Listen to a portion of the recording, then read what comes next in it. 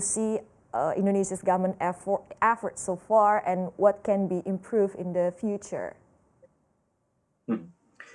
Yeah, so Indonesia is a fairly closed economy. It's difficult for businesses to access imported goods. It's difficult to access a lot of talented workforce and to access capital. So it's important in Indonesia, therefore, to open up.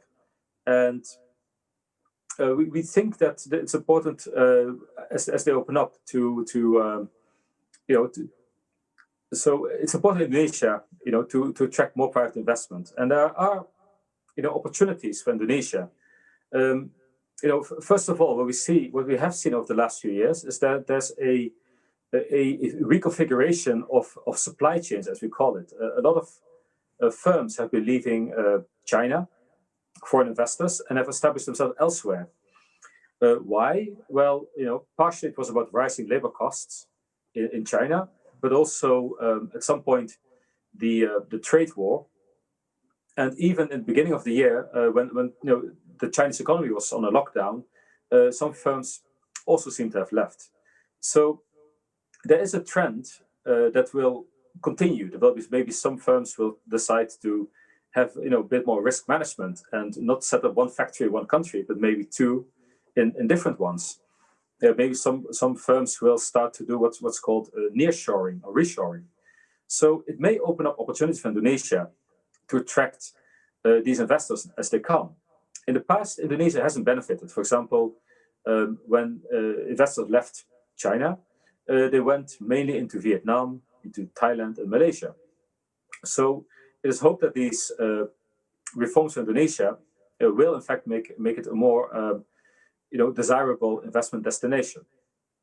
Now, another initiative that Indonesia has taken is signing up to the Regional Comprehensive Partnership. Now, this will make it easier for Indonesia to trade with other countries within this trade area. One of the main benefits, we think, is the fact that this agreement aligns what's called the rules of origin for all the 15 participating countries. And that allows all these countries to integrate in the same production chain.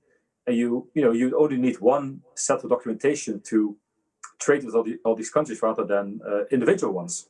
So that may help countries in the RCEP, including Indonesia, to attract a larger share of global value chains, and maybe for countries to deepen their specialization. But it's important for Indonesia to continue to strive for this type of openness. There are many more opportunities. There are other trade agreements in which Indonesia is not yet taking part, and it may be worth considering to increase Indonesia's market access and try to then be able to export to those markets. Now, that's only one part of investment.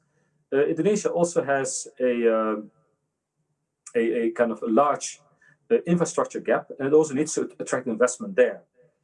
And we understand, but we don't know the details, that the Sovereign Wealth Fund may help attract more investment into certain productive sectors, economic sectors, but also certain infrastructure sectors.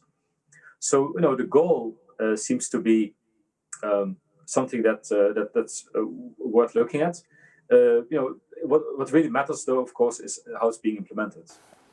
Jangan lupa install aplikasi CNBC Indonesia di App Store maupun di Play Store untuk mendapatkan informasi dan perkembangan terkini dari berita-berita ekonomi dan bisnis.